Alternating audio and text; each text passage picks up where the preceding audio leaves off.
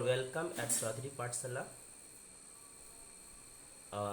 Today I want to discuss basic concept of chemistry. Okay, some basic concept in chemistry.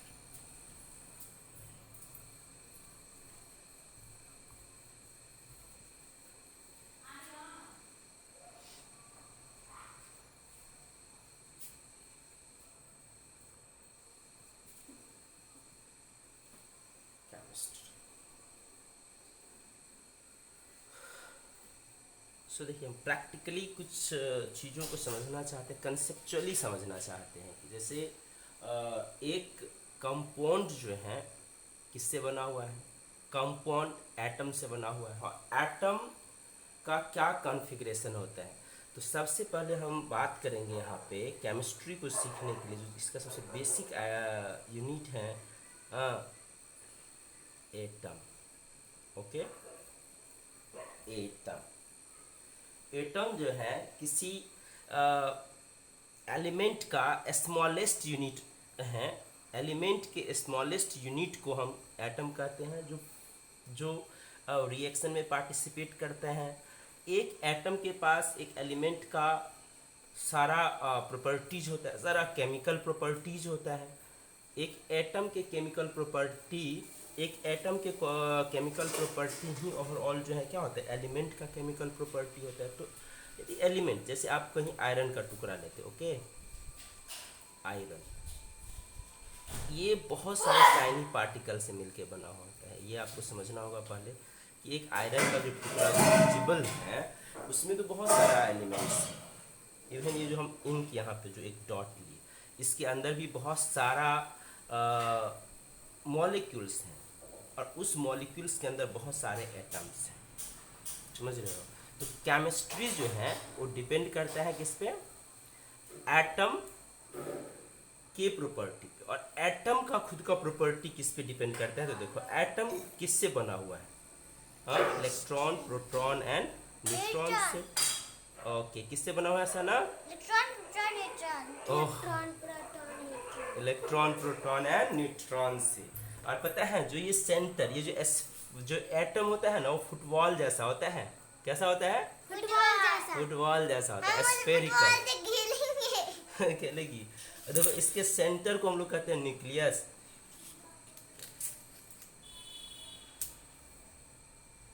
आ रहा है बुरा, देखो उसमें इसके सेंटर को हम लोग कहते हैं न्यूक्लियस।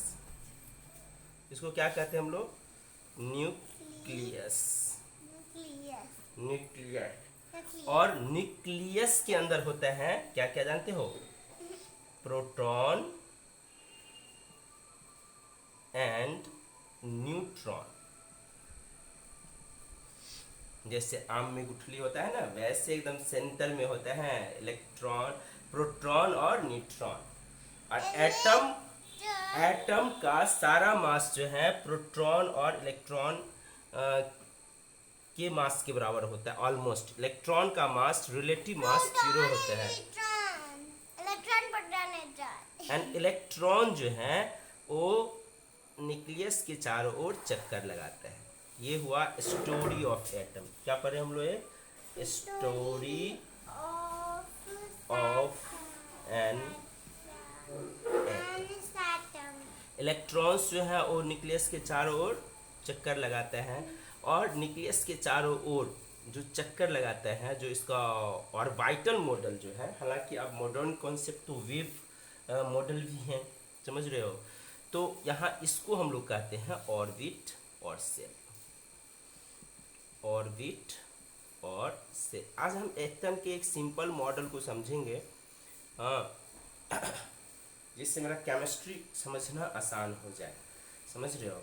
तो ये ऑर्बिट हो गया, इलेक्ट्रॉन न्यूक्लियस के चारों ओर चक्कर लगाता है। अब देखो यहाँ पे ये डायग्राम जो है हम लोग कई बार देखते हैं, कई जगह देखने को मिलता है। इस तरह का हमको डायग्राम दिखता है। अब गौर से देखना, न्यूक्लियर फिजिक्स में तो दिखेगा ही, और कई जगह तुमको इस तरह का डायग्राम। ये डायग्राम नो, ये एक एटम का ही डायग्राम है। ये डायग्राम भी एक एटम का ही है। इसके सेंटर पे न्यूक्लियस है, और ये जो पाथ हमको दिख रहा है इसको हम कहते हैं ऑर्बिटल, ऑर्बिटल। और एक ऑर्बिटल पे मैक्सिमम 2 इलेक्ट्रॉन एक साथ ट्रैवल कर सकता है, रिवॉल्व कर सकता है। एक ऑर्बिटल पे 2 इलेक्ट्रॉन जो है रह सकता है, not more than 2 electron, less than 2 means 0, 1 और 2 इलेक्ट्रॉन। सो ये देखो, ये जो सिंपल डायग्राम है या चक्कर लगाता है, इलेक्ट्रॉन चक्कर लगाता है न्यूक्लियस का, समझ रही हो ना? हाँ, ये ऑर्बिटल, एक ऑर्बिटल पे 2 इलेक्ट्रॉन चक्कर लगा सकता है। और ये देखो, ये जो टुगेदर 3 ऑर्बिटल का जो समूह है, ये हम लोगों का पी सब सेल को दिखाते हैं। किसको दिखाते हैं? पी सब सेल। ओके, तो ये देखो, ये पी सब सेल, यानी पी सब सेल में हम कह सकते हैं जो ऑर्बिटल होता है, पोजिशनिंग ऑर्बिटल का होता है, वो 3 ऑर्बिटल होता है। पी के अंदर 3 ऑर्बिटल होता है, जिसको हम पी एक्स, पी वाई और पी जेड है। देखो, जो मॉडर्न, ये जो एक हम लोग का एक अपना बेसिक कॉन्सेप्ट है कि इलेक्ट्रॉन न्यूक्लियस के चारों ओर चक्कर लगाते हैं, और कभी कभी बेसिक क्लास में हम ये मान लेते हैं कि एक ही ऑर्बिट पे बहुत सारा इलेक्ट्रॉन्स रह सकते हैं, मोर देन 2 इलेक्ट्रॉन्स को भी हम लोग शो कर देते हैं। तो एक पाथ से होके मोर देन 2 इलेक्ट्रॉन्स ट्रैवल नहीं कर सकता है। ये जो बेसिक कॉन्सेप्ट है, ये क्या है? ये एटम है। एटम। या सो हम क्या कहते हैं, जो मॉडर्न, हाँ जाओ कॉपी लेके आओ। साना भारती भी इंटरेस्ट ले रहे हैं केमिस्ट्री में, देख रहे हो तुम लोग। सो ये जो है पी सब सेल का एक डायग्राम है। एक्चुअल में जो एटम है, इसको हम लोग देखे हैं? ऑफ कोर्स नहीं देखे हैं। उसके अंदर किस तरह से इलेक्ट्रॉन प्रोटॉन का रेजिडेंस है, मतलब किस तरह से वो व्यवस्थित है, उसके हम कुछ प्रॉपर्टीज के आधार पे डिटरमाइन करते हैं। और देखो, एक फंडामेंटल लॉ ऑफ नेचर है कि नेचर फॉलो सिमेट्री। यहाँ जो इलेक्ट्रॉन्स हैं वो भी सिमेट्री को फॉलो करेगा। और केमिस्ट्री में ऑल्दो हर एक चीज़ का एक्सप्लेनेशन है, लेकिन फिर भी कुछ टर्म्स हैं जिसको हम जैसे मैजिक नंबर बोल देते हैं। तो ऐसा कुछ चीज़ होता है कि इसका इस तरह से ओरिएंटेशन होता है, तो कुछ चीज़ों को एज्यूम करके भी चलना होगा। देखो, यहाँ हम एक चीज़ समझाना चाहते हैं कि एटम का कॉन्सेप्ट सबसे पहले समझो कि एटम जो है के अराउंड इलेक्ट्रॉन्स जो हैं वो इसके ऑर्बिट में हम लोग पढ़े हैं कि सेल में चक्कर लगाते हैं। लेकिन देखो, सेल जो है उसको हम ग्रुप्स ऑफ सब सेल कहते हैं। सेल इज ग्रुप ऑफ सब सेल। सेल के अंदर जो है ग्रुप ऑफ सब सेल्स हैं, और एक सब सेल में मैक्सिमम 2 इलेक्ट्रॉन्स हो सकते हैं, राइट? तो चलो हम इसको फिर से एक बार लेते हैं, concept of cell, sub shell and orbital. बाबा देखिए, ये हिंदी हम लिखे हैं।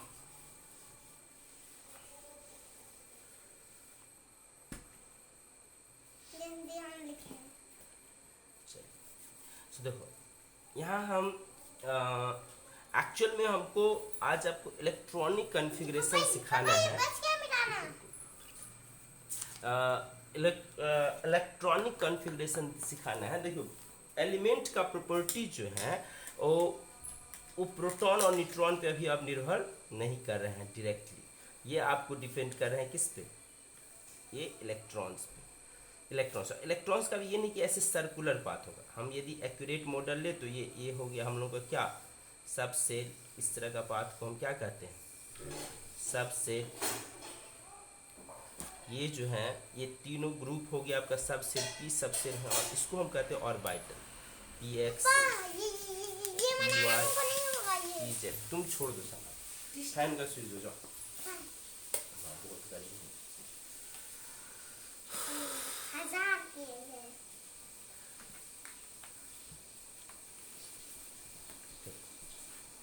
यहाँ आप देखिए कि ये हम लोगों का जो सेल है प्यास लगा है। सेल, और ये क्या है हम लोगों का और प्यास लगा मामा। सब सेल। सो ये हम लोग देखते हैं कि सेल जो है, जैसे हम लोगों को n बराबर 1 यानी कि पहला सेल लेंगे, तो इसमें सब सेल होगा हम लोगों को ओनली 1 सब सेल होगा, ओके एस। हाँ, यदि हम n बराबर 2 लेंगे तब क्या होगा, इसमें 2 सब सेल होगा s एंड p। यदि हम n इज इक्वल टू 3 लेंगे तब इसमें कितना सब सेल होगा, 3 सब सेल होगा s p d। यदि हम n इज इक्वल टू 4 लेंगे तब इसमें कितना सब सेल होगा, s p d f। यदि हम n इज इक्वल टू 5 लेंगे तब कितना हो सकता है इसमें sub shell, s p d f g। और n इज इक्वल टू 6 लेंगे तब होगा s p d f g h। और n इज इक्वल टू 7 लेंगे तो क्या हो जाएगा, s p d f g h, और ये क्या हो जाएगा i। तो आप देख रहे हो कि फर्स्ट सेल में कितना सब सेल है, ओनली 1 सब सेल। सेकेंड सेल में कितना सब सेल है, 2 सब सेल। थर्ड सेल में कितना सब सेल है, 3। फोर्थ में कितना है, 4। फिफ्थ में कितना है, 5 s p d f g। 6 में कितना है, 6 s p d f g h। 7 में कितना है, s p।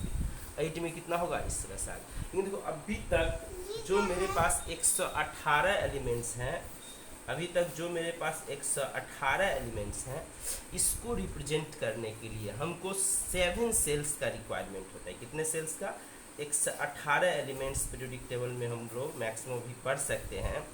और इसको रिप्रेजेंट करने के लिए हमको कितना सेल चाहिए, 7 shells, no more than that, okay 7 shells. और कितने सब सेल्स का रिक्वायरमेंट होगा मेरे पास, तो मेरे पास मात्र 4, s p d f, ये चारों सब सेल का रिक्वायरमेंट होगा। बाबा तो ये देखिए, आप समझ गए। आप कर रहे थे तो हम लिख रहे थे। हाँ, ठीक है। तो ये सेल और सब सेल, आपको यहाँ से ये इंफॉर्मेशन कलेक्ट करना है। पापा पापा। अरे हल्ला करोगी इतना तो नहीं हो पाएगा, तुम चुपचाप देख के लिख सकती हो, ठीक है। हाँ। हाँ, बोलेगी तो गड़बड़ा जाएगा। तो ये हम लोग सेल और सब सेल के बारे में ये जानकारी इकट्ठा किए कि सेल के अंदर कितने सब सेल हो सकते हैं।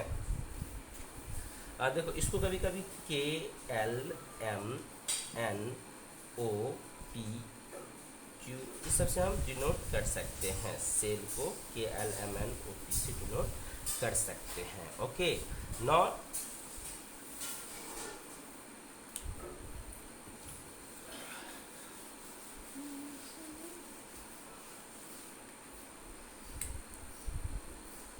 सब सेल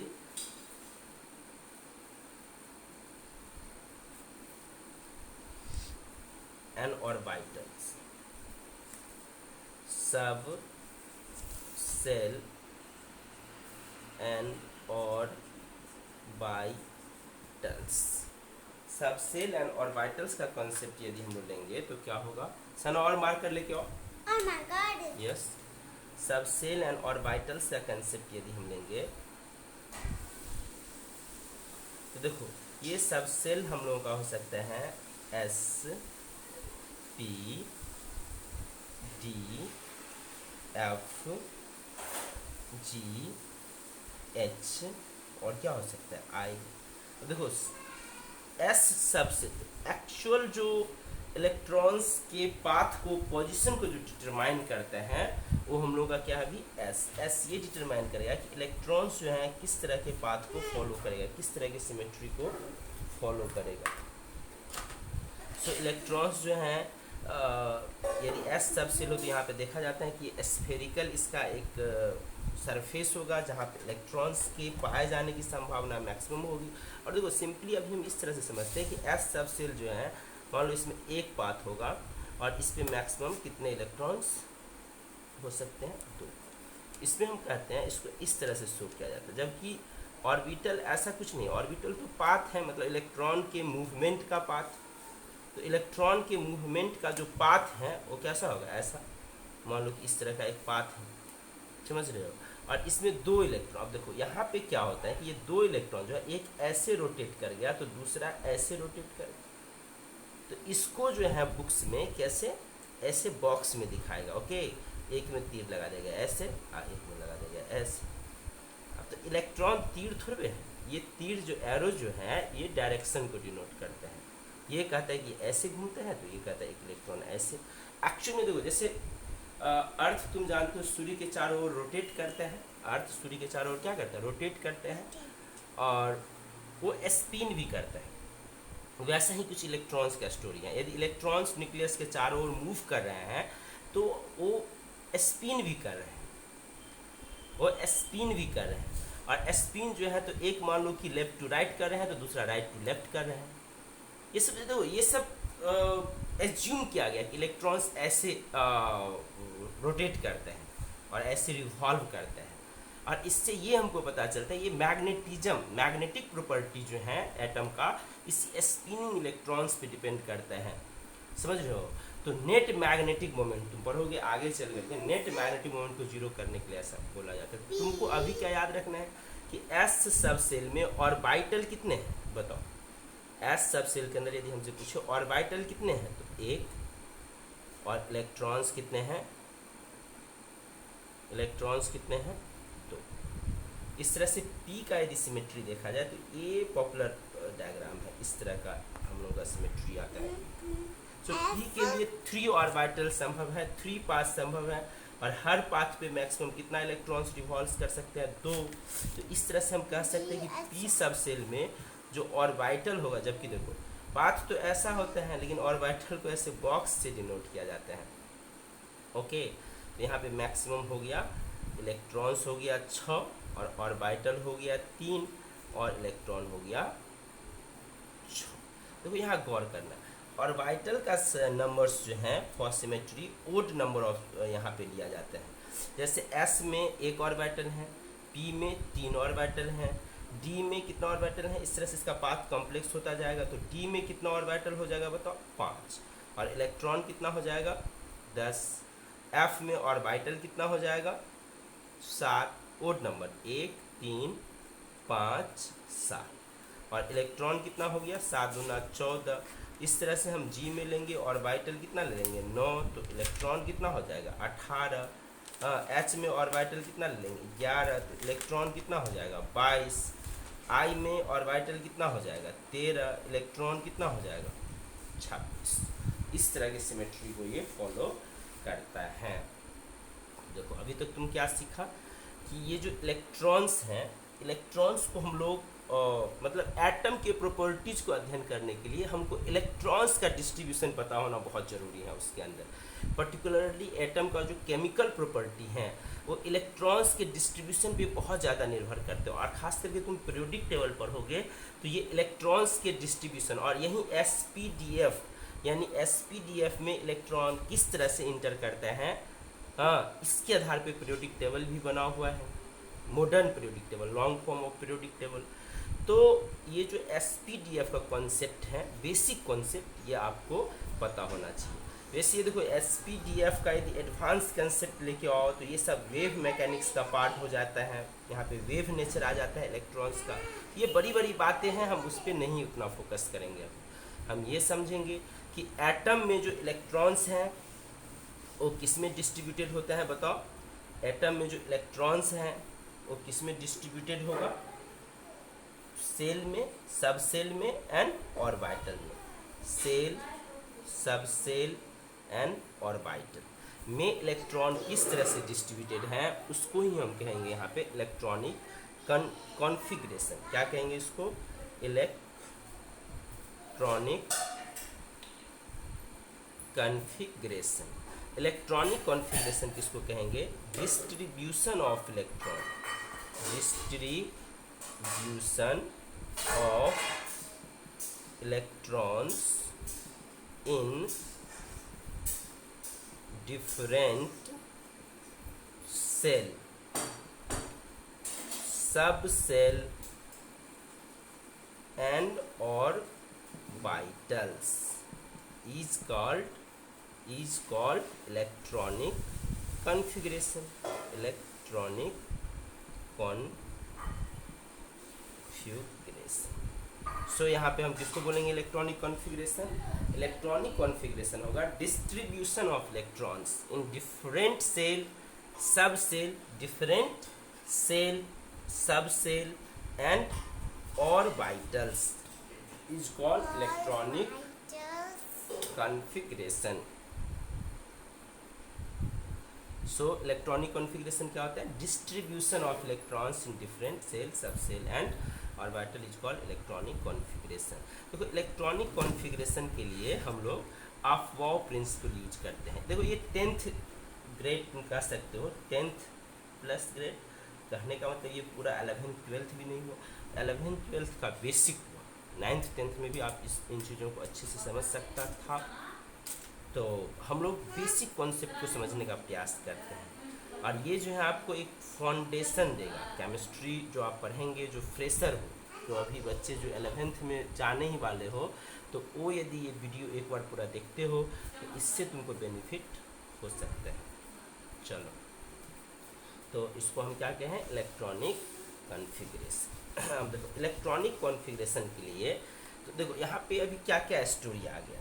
तो सेल, सब सेल, यदि आपसे हम फटाफट पूछे बताओ कि एस सब सेल में कितने ऑर्बिटल हैं, तो क्या बताओगे? एक। इलेक्ट्रॉन कितना है? क्या बताओगे? 2। एस के बाद क्या होता है? पी, डी, एफ, जी, एच, आई। जल्दी जल्दी बताते जाना। ऑर्बिटल कितना, इलेक्ट्रॉन कितना, ऑर्बिटल कितना, इलेक्ट्रॉन कितना, ऑर्बिटल कितना, इलेक्ट्रॉन कितना। क्या आ रहा है आपका आंसर? ऑर्बिटल कितना, इलेक्ट्रॉन कितना, ऑर्बिटल कितना, इलेक्ट्रॉन कितना, बोलो। तो पी में कितना हो जाएगा? देखो एक के बाद कितना हो गया? ऑर्बिटल 3, इलेक्ट्रॉन कितना हो गया? 6। डी में क्या हो गया? ऑर्बिटल 5, इलेक्ट्रॉन कितना हो गया? 10। एफ में ऑर्बिटल कितना हो गया? 7, इलेक्ट्रॉन कितना हो गया? 14। हाँ, जी में ऑर्बिटल कितना हो जाएगा? 9, इलेक्ट्रॉन कितना हो जाएगा? 18। जी एच में हो जाएगा कितना? 11। इलेक्ट्रॉन कितना होगी? 11 दूना 22। आई में हम ले सकते हैं 13, इलेक्ट्रॉन कितना ले सकते हैं? 26। ये आप समझिए कि ऑर्बिटल क्या होगा, आपको क्या ज़्यादा यूज होगा? एस, पी, डी, एफ, जरूर याद रखो। एस में मैक्सिमम कितना इलेक्ट्रॉन? इलेक्ट्रॉन कितना? 2। पी में मैक्सिमम कितना इलेक्ट्रॉन? 6। डी में कितना? 10। एफ में कितना? 14। ऑर्बिटल कितना? 7। ऑर्बिटल कितना? 5। ऑर्बिटल कितना? 3। ऑर्बिटल कितना? 1। तो ये हो गया कि सेल, सब सेल, यानी सब सेल जो है, सब सेल के अंदर डिस्टिंक्ट पाथ है और उस पाथ को हम ऑर्बिटल कहते हैं। देखो एक्चुअल में ऑर्बिटल जो है इलेक्ट्रॉन के मूवमेंट का एक पाथ है, कह सकते हैं हम। इलेक्ट्रॉन के मूवमेंट का जो एक यूनिक पाथ है जिसपे मैक्सिमम 2 ही इलेक्ट्रॉन्स ट्रैवल कर सकते हैं, उस पाथ को हम यहाँ पे समझ सकते हैं कि ऑर्बिटल है। ओके, यहाँ एक पाथ पे एक न्यूक्लियस के अंदर जो एक यूनिक पाथ है उसको, लेकिन क्या है न्यूक्लियस, तो ये मान लो कि ये हम लोगों का सेंटर है। न्यूक्लियस तो क्या है जी? स्फेरिकल है ना। ये मान लो मेरा मुट्ठी न्यूक्लियस, तो इसके अंदर तो पाथ बहुत सारा हो सकता है ना। ऐसे ऐसे भी हो सकता है, ऐसे ऐसे भी हो सकता है, ऐसे ऐसे, मतलब देखो बहुत इनफाइनाइट पाथ संभव है। बट यदि for some available electrons it follow some fix symmetry. हाँ, यहाँ कुछ सिमेट्री को फॉलो करेगा ये। जैसे एस के लिए हम बस एक ही पाथ ले लेते हैं। हाँ, एस के लिए मान लो एक ही पाथ, समझ रहे हो ना। हालांकि देखो एस में तुम आगे चल करके पढ़ोगे तो ये पूरा स्फेरिकल सिमेट्री इसका हो जाता है कि ये स्फेरिकल पाथ पे कहीं भी वो अपना मिलेगा, तो ये एस सब सेल हो गया। लेकिन तुम ये अभी समझो कि एस मतलब एक सिमेट्रिक पाथ, पी मतलब तो कुछ इलेक्ट्रॉन्स ऐसे वाले पाथ से मूव कर सकते हैं, तो कुछ ऐसे और कुछ ऐसे। तो इस तरह से पी में 3 पार्ट, इस तरह के सिमेट्री को जैसे जैसे सेल्स का साइज बढ़ेगा उसमें नंबर ऑफ सब सेल्स बढ़ेगा, वहाँ पाथ्स जो हैं उतने सारे फिर से जनरेट होंगे। तो सबसे पहले तुम ये देखो, जो हम लोग पढ़ रहे थे वहाँ पे सेल्स और सब सेल्स के लिए जो हम पढ़े, तो हम लोग क्या पढ़े बताओ। ये तो हम देखे सेल्स के अंदर हम सब सेल्स बताए थे, याद है। जैसे हम बताए थे कि n बराबर 1 सेल है तो उसमें सिर्फ s सब सेल है, मतलब जो पहला सेल जो हम लोग डिटरमिन किए उसके अंदर प्रोबेबल सब सेल हम देखें कि मेरा एक ही सब सेल बना। n बराबर 2 में कितना? s और p 2 सब सेल। n बराबर 3 पे SPD, n बराबर 4 पे क्या SPDF सबसेल बनता है। ओके, मतलब 4। इस तरह से आप आगे भी लिखाएं, पहले वाले स्लाइड में चले जाओ तो तुमको ये दिखेगा। तो अब देखो यहाँ पे ये बताओ कि फर्स्ट सेल में मैक्सिमम कितना इलेक्ट्रॉन तुम रख सकते हो, प्लेस कर सकते हो। तो फर्स्ट सेल में एक सब सेल है और इसके अंदर हम लोग इलेक्ट्रॉन्स रख सकते हैं कितना। तो देखो यहाँ हम दो तरीका से लिखते हैं। अगेन n बराबर जो फर्स्ट सेल है उसमें टोटल नंबर ऑफ ऑर्बिटल कितना होगा, टोटल ऑर्बिटल का बात करते हैं। तो टोटल ऑर्बिटल यदि लोगे तो आएगा 1। याद रखो ये हम क्या बात कर रहे हैं, टोटल ऑर्बिटल टी, मान लो total number of orbital. n बराबर 1 सेल में टोटल नंबर ऑफ ऑर्बिटल क्या, तो n बराबर 1 में एक सब सेल है s और इसके अंदर एक ऑर्बिटल है, तो टोटल नंबर ऑफ ऑर्बिटल भी कितना हो गया, एक ही हुआ। और टोटल नंबर ऑफ इलेक्ट्रॉन यदि हम बात करेंगे तो कितना हो जाएगा बताओ। हाँ, ये हो जाएगा 2। पहला सेल में तुम देखोगे कि टोटल नंबर ऑफ इलेक्ट्रॉन्स कितना होता है, 2 होता है। जबकि दूसरा सेल में यदि टोटल नंबर ऑफ ऑर्बिटल लिखेंगे तो ये होगा 1 जोड़ 3 कितना होगा 4। हाँ, और टोटल नंबर ऑफ इलेक्ट्रॉन्स यदि हम लिखेंगे तो कितना हो जाएगा 8।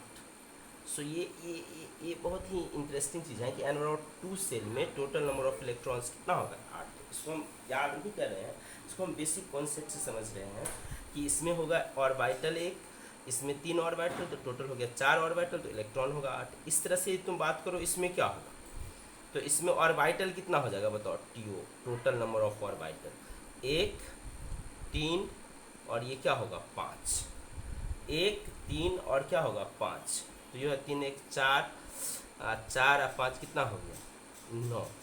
और टोटल नंबर ऑफ इलेक्ट्रॉन कितना हो गया 18। इस तरह से हम लोगों को यहाँ टोटल नंबर ऑफ ऑर्बिटल लेंगे तो 1 3 5 7 कितना हो गया, ये 7 5 12 4 16, तो टोटल नंबर ऑफ इलेक्ट्रॉन्स कितना हो जाएगा 32। ध्यान से देखो, यदि आपसे हम पूछें n बराबर 7 सेल में कितना क्या सब सेल होगा तो क्या होगा SPDFGHI 1 2 3 4 5 6 7। और इसमें टोटल नंबर ऑफ ऑर्बिटल कितना हो जाएगा T। ऑर्बिटल लोगे तो 1 जोड़ 3 जोड़ 5 जोड़ 7 जोड़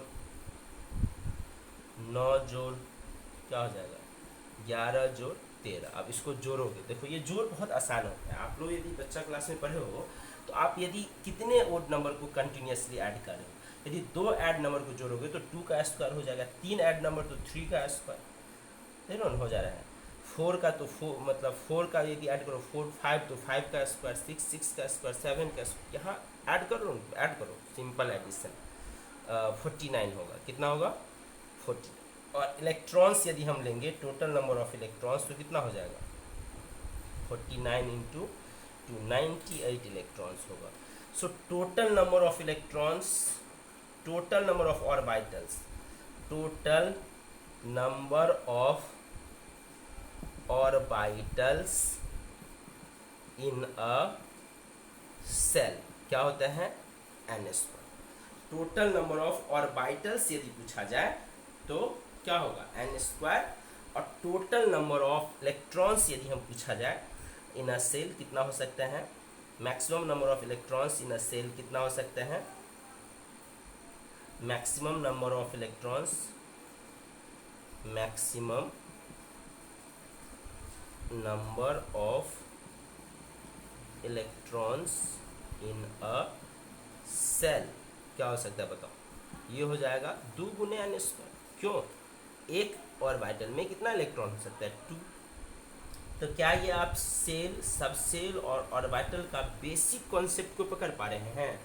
हाँ, यहाँ पे बेसिक कॉन्सेप्ट ये है कि फर्स्ट सेल में एक सब सेल होगा S सब सेल में एक ऑर्बिटल होगा, सेकेंड में sp 2 तरह का सब सेल होगा, और इसमें एक ऑर्बिटल होगा, इसमें 3 ऑर्बिटल होगा, इसमें एक ऑर्बिटल होगा, इसमें 3, तो टोटल 4 ऑर्बिटल और उसमें टोटल इलेक्ट्रॉन अकोमोडेट कर सकता है 8। देखो इलेक्ट्रॉन्स जो है कैसे अकोमोडेट करेगा, मतलब इलेक्ट्रॉन डिफरेंट सेल और सब सेल में कैसे डिस्ट्रीब्यूट होगा। तो इसके लिए एक अभी तो मान के चलो एज ए बिगिनर्स एक ट्रिक्स हम लोग यूज करेंगे जिसको हम कहते हैं अफवाओ principal. I will not going to explain this. I am not going to explain n plus n rule or the quantum number right now. Okay, n plus n rule और the quantum number ये सब हम लोग atomic structure में पढ़ेंगे. Atomic structure. लेकिन अभी हम लोग जस्ट बेसिक पे बात करेंगे कि हम इलेक्ट्रॉनिक कॉन्फ़िगरेशन को सेल सब सेल के कॉन्सेप्ट से कैसे लिख सकते हैं, निकाल सकते हैं. ओके, सो देखो यहाँ पे हम लोग डिस्कस करेंगे ऑफ बाउ प्रिंसिपल. क्या डिस्कस करेंगे हम लोग? ऑफ बाउ प्रिंसिपल. ऑफ बाउ प्रिंसिपल को हम किस तरह से लिखते हैं? देखो, ऑफ बाउ एक जापानीज मुहावरा है. इसका मतलब है पहले आओ, पहले आओ, पहले पाओ. लेकिन यहाँ पे क्या है? पहले कौन आओ? 1s. देखो 1s इंडिकेट करता है कि पहला सेल जो है उसमें सिर्फ एक ऑर्बिटल होगा, यानी पहला सेल में एक ऑर्बिटल s होगा. इसको डिनोट करने के लिए हम लोग तो इलेक्ट्रॉन्स किस पे मतलब ट्रैवल करता है? 1 मतलब क्या? 1s. और 2 यदि हम लेंगे तो इसमें 2s भी हो सकता है और 2 क्या होगा? p भी हो सकता है. इस तरह से थर्ड सेल यदि लेते हैं तो हम क्या बोलते हैं? उसमें sp,d 3 तरह का ऑर्बिटल हो सकता है. तो हम इसको लिखेंगे 3s और ये क्या हो गया? 3p और ये क्या हो गया? 3d. क्लियर है? इस तरह से फोर्थ में होगा 4s, 4p, 4d, 4f. 4 सब सेल हो गया. हाँ, 5 में हो गया 5s, 5p, 5d, 5f, 5g. 6 में 6s, 6p, 6d, 6d, 6f, 6g, 6h. 7 में 7s, 7p, 7d, 7f, 7g, 7h और ये क्या हो गया? 7. आपको बता ही चुके हैं कि 118 एलिमेंट को रिप्रेजेंट करने के लिए, 118 एलिमेंट्स को रिप्रेजेंट करने के लिए इससे अधिक ऑर्बिटल्स का ज़रूरत नहीं है, आवश्यकता नहीं है. राइट? तो अब देखो अबव प्रिंसिपल में क्या होता है, यानी अबव प्रिंसिपल क्या, अभी तुम कह सकते हो कि केमिस्ट्री का कॉन्सेप्ट के साथ साथ ट्रिक्स भी यहाँ पे हम लोग यूज कर रहे हैं. ट्रिक्स भी यूज कर रहे हैं, हाँ, और कॉन्सेप्ट भी यूज करें. कॉन्सेप्ट ये हुआ कि फर्स्ट सेल में तुम याद रखो कि एक सब सेल होता है. लेकिन तुम यदि पूछ लो सर क्यों एक ही क्यों होता है, फर्स्ट में ही 4 क्यों नहीं होता है, 7 क्यों नहीं होता है, तो इस सब का एक्सप्लेनेशन तुमको यहाँ पे अभी नहीं मिल सकती. अभी तुम ये याद करते चलो कि फर्स्ट सेल में एक सब सेल होता है s ओनली. और इसमें फर्स्ट सेल में यदि तुमसे कोई पूछे ऑर्बिटल कितना होता है, याद रखो n², या तो फार्मूला याद रखो तो 1 और इलेक्ट्रॉन होगा टोटल 2. सेकेंड में कितना हो सकते हैं? तो 2s 2p यहाँ पे दिख रहा है हमको. तो s के अंदर एक ऑर्बिटल और p के अंदर 3, टोटल 4 ऑर्बिटल और इलेक्ट्रॉन 8. समझ रहे हो ना? जैसे देखो 1s है, इसमें मैक्सिमम इलेक्ट्रॉन कितना हो सकता है? 2. ये याद रखना होगा. 1s में भी मैक्सिमम 2 ही इलेक्ट्रॉन होगा और 7s में ही मैक्सिमम कितना इलेक्ट्रॉन होगा. कितना इलेक्ट्रॉन को ऊपर हम पावर यहाँ पे नहीं पढ़ेंगे, सीधे पढ़ेंगे 7s2. 2 बेसिकली यहाँ पे 2 इलेक्ट्रॉन को शो करता है कि 7th सेल के s सब सेल में 2 इलेक्ट्रॉन रह सकता है. समझ रहे हो? इस तरह से यदि हम लोगों को p यदि आ जाएगा कोई, जैसे 2p आया तो p में इलेक्ट्रॉन कितना होगा बताओ, याद है? 6. p में ऑर्बिटल 3, इलेक्ट्रॉन 6. तो अभी इलेक्ट्रॉन को हमको अबव प्रिंसिपल से हम लोग इलेक्ट्रॉनिक कॉन्फ़िगरेशन लिखेंगे. समझ रहे हो ना? इलेक्ट्रॉनिक कॉन्फ़िगरेशन, इलेक्ट्रॉन कितना है इस पे बात करेंगे. तो ये हो गया 2p 6. इसके बाद क्या होगा बताओ? यदि 2p है तब पर भी, और यदि हम यहाँ पे 7p लेंगे तब पर भी इसमें 6 ही इलेक्ट्रॉन्स होगा, यानी कि 7p है तो ज़्यादा हो जाएगा. 2p यानी हम देख रहे हैं तो नंबर ऑफ इलेक्ट्रॉन्स जो हैं वो इस पे नहीं डिपेंड कर रहा है. ओके, हाँ, ये किस पे डिपेंड कर रहा है? ये इस पे. ये p है तो 6 होगा, s है तो 2 होगा, मैक्सिमम है ये. हाँ, मिनिमम इस पे नहीं भी हो सकता है, या 1 भी हो सकता है, 3 भी हो सकता है मिनिमम, लेकिन मैक्सिमम कितना होगा? 6. समझ रहे हैं? तो 0 से 6 कुछ भी हो सकता है. तो यहाँ जो 1s 2s 2p तुम देख रहे हो, इसमें जो d में इलेक्ट्रॉन्स है तो कितना हो सकता है? 10. ये तो याद ही रखो, s में, p में, d में, f में मैक्सिमम कितना? 2, 6, 1 दूना 2, 3 दूना 6, 5 दूना 10 और 7 दूना कितना हो गया 14। sp-df में ये इलेक्ट्रॉन्स हो सकते हैं। और इलेक्ट्रॉन सबसे पहले हमको फिल करना है, किस में फिल करना है, यू टेल मी। सबसे पहले फिल होगा 1s, उसके बाद किस में होगा 2s, उसके बाद किस में होगा, ऐसे देखो ये जो एरो, कहीं भी एरो लगा हुआ है तो तुम ये रास्ता को फॉलो करते हो, यहाँ से एरो इधर है तो इधर जाओ, सीधा है तो आगे निकल जाओ। तो ये जो एरो है ये तुमको ये बताएगा कि इलेक्ट्रॉन को कैसे कैसे भरना है, इलेक्ट्रॉन को किस तरह से फिलअप करना है। इलेक्ट्रॉनिक कॉन्फ़िगरेशन यदि हम सेल और सब सेल के मेथड से लिखेंगे, सेल सब सेल को हम ध्यान में रख के लिखेंगे, तो हमको ये पता करना होगा कि इलेक्ट्रॉन पहले किस में भरेगा। तो पहले तो भरेगा 1s में, फिर किस में भरेगा 2s में, फिर किस में 2p में, फिर किस में 3s में, फिर किस में 3p में, फिर किस में भरेगा 3p। 3p से कहाँ आएंगे 4s, 4s से फिर हम लोगों को ऐसे होगा 4s से 3d 4p 5s, फिर क्या होगा बताओ, फिर क्या होगा 4d 5p 6s, फिर क्या होगा 4f 5d 6p 7s, और फिर क्या होगा 5f 6d 7p, और ये तुम्हारा काउंटिंग हो चुका है, हो गया है 118। 118 इलेक्ट्रॉन्स जो हैं भर चुका है। देखो 118 इलेक्ट्रॉन्स यदि किसी एटम का हो, इसका नाम अभी हम बताएं कि 1 के लिए हम लिखते हैं U, और 8 के लिए हम लिखते हैं O, अन ऑक्टियम। इसका यदि आपको इलेक्ट्रॉनिक कॉन्फ़िगरेशन लिखना हो, इसका एटॉमिक नंबर कितना हो गया 118। अच्छा ये चीज़ आपको हम अभी तो एक्सप्लेन नहीं किए, लेकिन हम उम्मीद करते हैं कि आपको पता होगा। और आप लोग 1 से 30 तक, 1 to 30 तक जो एटम्स हैं उसका एटॉमिक नंबर जरूर याद रखो। एटॉमिक जो भी एटम्स हैं उसका एटॉमिक नंबर सिंबल जरूर याद रखना है। जैसे कि हाइड्रोजन का क्या होता है 1, हीलियम का क्या होता है 2, लिथियम का क्या होता है 3, और इसमें जो इसका एटॉमिक नंबर यानी कि परमाणु संख्या, एटॉमिक नंबर परमाणु संख्या है उतना ही उसमें इलेक्ट्रॉन होता है। जैसे हमसे पूछे कोई हाइड्रोजन में कितना इलेक्ट्रॉन है तो क्या बताना है 1, हीलियम में कितना है 2, लिथियम में कितना है। जैसे मान लो तुम कैल्शियम का एटॉमिक नंबर है 20, तो इसमें इलेक्ट्रॉन कितना है बताओ, इलेक्ट्रॉन कितना है 20 इलेक्ट्रॉन है यार, समझ रहे हो।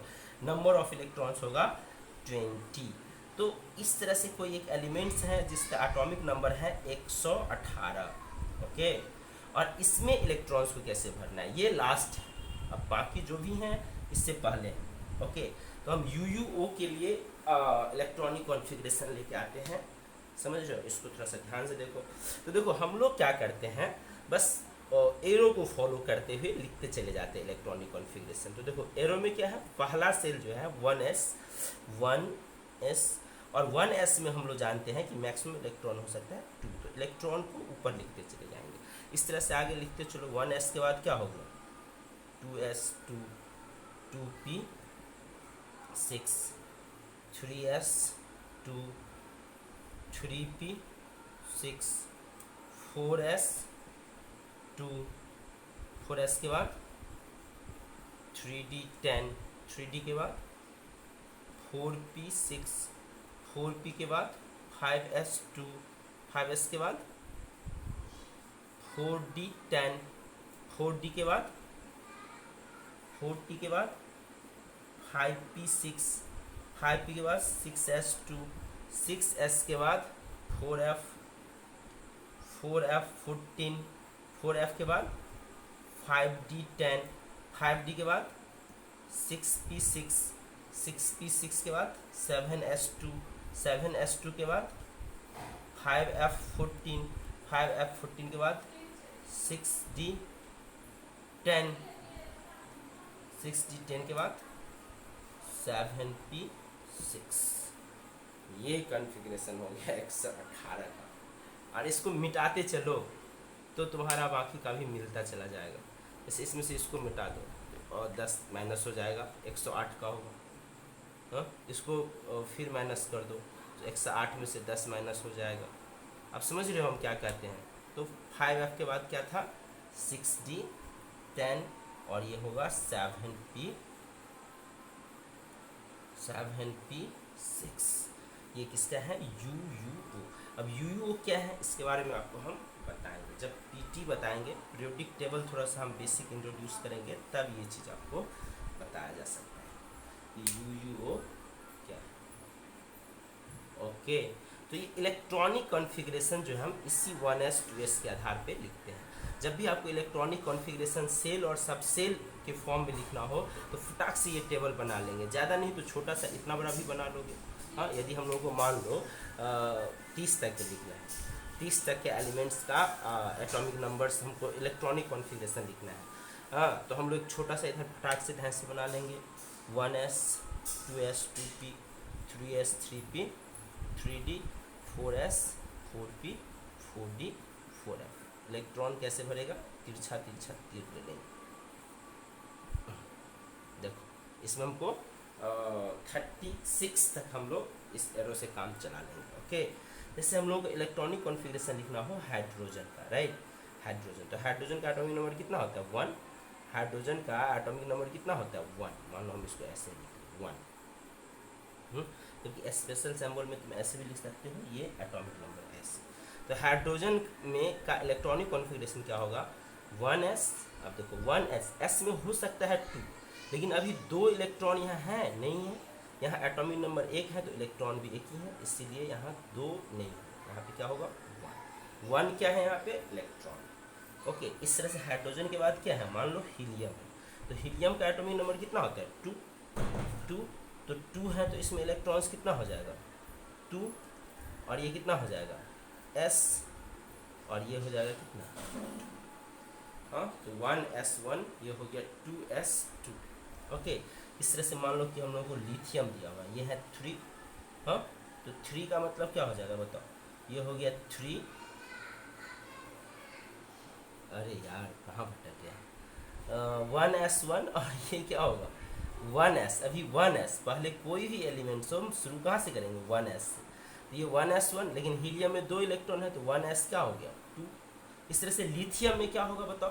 तो इलेक्ट्रॉन कहाँ से भरना शुरू किए? 1s से, तो 1s अभी कितना? 3 इलेक्ट्रॉन, 3 है तो इसमें कितना? 3 इलेक्ट्रॉन अवेलेबल है, 2 को हम यहाँ भर देंगे।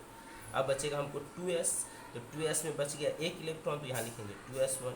इस तरह से मान लो बेरिलियम है, बोरोन है, कार्बन है, तो इसका हम इलेक्ट्रॉनिक कॉन्फ़िगरेशन लिख सकते हैं। क्या होगा बताओ? बेरिलियम का क्या होगा? 1s2, और ये क्या हो जाएगा? 2s2। बोरोन का क्या हो जाएगा? 1s2 के बाद 2s2, और 2s2 के बाद 3s2 नहीं होगा। देखो एरो ये कहता है कि इधर से आओ, तो इधर से आओ तो पहले 2p मिलेगा, और कितना? 4 हो गया, 1 ले लेंगे यहाँ पे तो हो जाएगा। कार्बन का इस तरह से लेंगे तो 1s2, देखो ये एकदम बेस है, 1s2 2s2, फिर 2p है, तो अब 2p में इधर कितना इलेक्ट्रॉन बचा? 2, तो ये हो गया 2 इलेक्ट्रॉन। 10वां में आप लोग पढ़ा होगा तो सीधे इसका इलेक्ट्रॉनिक कॉन्फ़िगरेशन लिख लेते हो 1, इसमें क्या लिख लेते हो? 2, इसमें लिखते हो तुम 2,1। मतलब पहला कक्षा में 1 क्या है? फर्स्ट सेल है, 2 सेकेंड सेल है, तो फर्स्ट सेल में तुम दिखाते हो 2 इलेक्ट्रॉन है, सेकेंड सेल में 2, इसमें क्या लिखाते हो? 2 2। इसका क्या लिख रहा था तुम? 2 3। इसका क्या लिख रहा था? 2 4। इस तरह से आप इलेक्ट्रॉनिक कॉन्फ़िगरेशन 10th क्लास में लिख रहा था, लेकिन आपको अब 11th में इस तरह का इलेक्ट्रॉनिक कॉन्फ़िगरेशन लिखना है कार्बन का। ओके, जैसे मान लो 20 तक तो हम एक्सपेक्ट करेंगे कि तुम लोगों को याद है। 21 के बाद क्या सब होता है बताओ? स्कैंडियम, जरूर याद रखो, स्कैंडियम कितना हो गया? 21। वैनेडियम कितना हो गया? 22।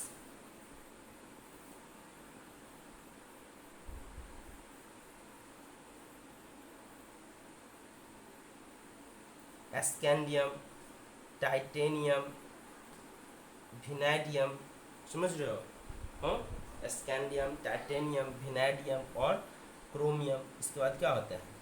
मैग्नीज। फिर होता है हम लोगों का फेरस, कोबाल्ट, निकेल, कॉपर, और ये क्या हो गया? जिंक। ये हो गया तुम्हारा 22, ये हो गया 23, ये हो गया 24, ये हो गया 25, ये हो गया 26, ये हो गया 27, 28, 29, पीटीए लेके ये सब जो 30 तक आप जरूर याद रखो भाई, कौन कौन एलिमेंट है 30 तक, और 1 से 20 तक तो आपको याद ही है। मान लो जैसे स्कैंडियम का हमको लिखना हो, तो स्कैंडियम का कैसे लिखोगे, देखो ध्यान दो, 1s से हम चालू करेंगे इलेक्ट्रॉनिक कॉन्फ़िगरेशन। तो 1s में कितना इलेक्ट्रॉन हो गया, s में कितना हो सकता है जी, तो यहाँ लिखना है 1s2। फिर 1s के बाद क्या है 2s, तो 2s में कितना इलेक्ट्रॉन हो सकता है, टेल मी, इसमें भी हो सकता है 2s के बाद क्या दिख रहा है 2p, 2p में कितना हो जाता है मैक्सिमम 6, 2p के बाद क्या दिख रहा है हमको 3s, 3s में मैक्सिमम कितना हो जाएगा, 3s में मैक्सिमम हो जाएगा 2, 3s के बाद कितना हो जाएगा 3p, मैक्सिमम 6, 3p के बाद क्या दिख रहा है 4s, 4s में कितना हो जाता है मैक्सिमम। और यहाँ तक ये कैल्शियम का इलेक्ट्रॉनिक कॉन्फ़िगरेशन हो गया 20, देखो 2 2 4 6 10 12 6 18 20। स्कैंडियम में 21 के लिए हम यहाँ से यहाँ आएंगे फिर से, और यहाँ इलेक्ट्रॉन डी सेल में भरना शुरू होगा, और यहीं से डी ब्लॉक एलिमेंट चालू हो जाता है। कैल्शियम के बाद जो है आपका डी ब्लॉक्स, जब पीटी आप पढ़ोगे तो पीटी में आप देखते हो, देखा ही होगा पीटी का, इस तरह का पीटी बना हुआ रहता है। यही इलेक्ट्रॉनिक कॉन्फ़िगरेशन के आधार पे ही पीटी भी बनता है, समझ रहे हो। तो ये होता है इसमें एस ब्लॉक, ये होता है डी ब्लॉक, ये होता है पी ब्लॉक, और नीचे होता है एफ ब्लॉक। क्या पढ़ते हैं इसको, ब्लॉक, ब्लॉक।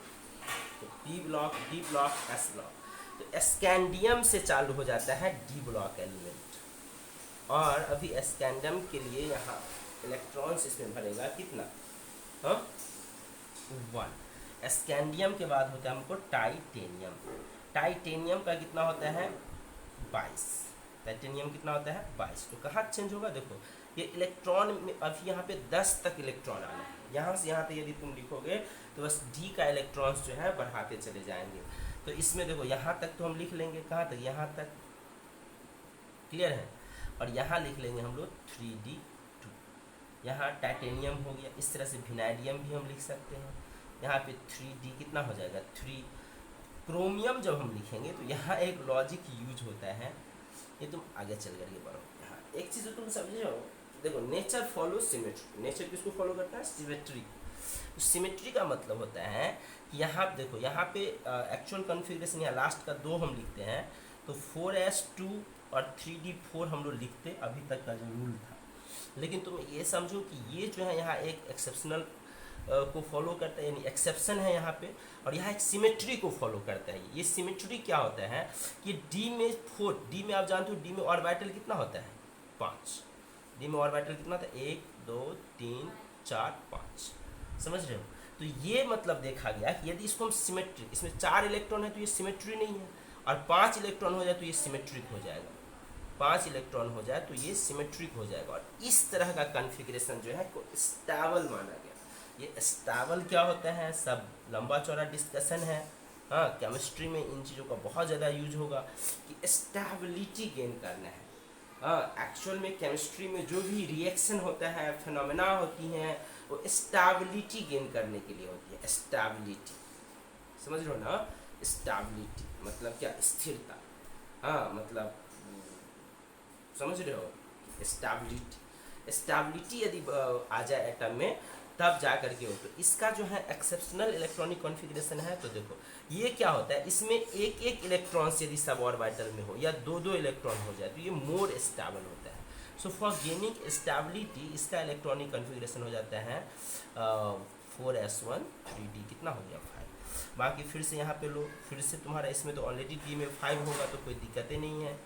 3d कितना हो गया 5, यहाँ पे लोगे तो क्या हो जाएगा, फेरस का 3d 26 हो गया। देखो ना 20 के बाद डी में बढ़ेगा तो बढ़ेगा, इसमें क्या हो जाएगा बताओ 3d 7, इसमें क्या हो जाएगा 3d 8, और इसमें हो जाएगा 3d 10, बीच में बच गया कॉपर, तो इसमें भी एक्सेप्शन होगा। यहाँ जो 4s2 और 3d 9 है इसको काट के लिखना है आगे 4s1 3d 10। तो ये हम लोगों का इलेक्ट्रॉनिक कॉन्फ़िगरेशन हो गया, हाँ 21 से लेके 30 तक के एलिमेंट्स का। तो अभी तक हम लोग सीख चुके हैं कि मतलब एवरेज अंडरस्टैंडिंग हम लोग का डेवलप हो गया कि सेल क्या है, सब सेल क्या है, ऑर्बिटल क्या है। एवरेज हम ये नहीं कह सकते पूरा एक्सप्लेन कर दिया हम कि ये ऑर्बिटल है, लेकिन एवरेज अंडरस्टैंडिंग हो गया कि सेल क्या है, सब सेल क्या है और ऑर्बिटल क्या है। तो आप देखे हो कि एटम के अंदर इलेक्ट्रॉन्स का डिस्ट्रीब्यूशन जो होता है उसके डिफरेंट सेल, सब सेल्स एंड ऑर्बिटल्स के अंदर होता है। इसको हम लोग क्या कहते हैं, इलेक्ट्रॉनिक कॉन्फ़िगरेशन कहते हैं। क्या कहते हैं, इलेक्ट्रॉनिक कॉन्फ़िगरेशन। और ऑर्बिटल जो होता है वो क्या होता है, एक पाथ होता है जिसमें मैक्सिमम 2 इलेक्ट्रॉन हो सकते हैं, दो से ज़्यादा नहीं, और दोनों स्पिन करते हैं ऐसे, पृथ्वी जैसे स्पिन करता है लेकिन उल्टा, एक ऐसे तो दूसरा ऐसे, दोनों का स्पिन का डायरेक्शन अपोजिट है। और इसी को ऐसे डिनोट करते हैं किताब से, ऐसे लिखा हुआ है। ये ऑर्बिटल का कॉन्सेप्ट है। ऑर्बिटल कितना क्या सब हो गया, ऑर्बिटल SPDF जो यूज होता है, बाकी और भी हो सकते हैं, समझ रहे हो, और भी हो सकता है।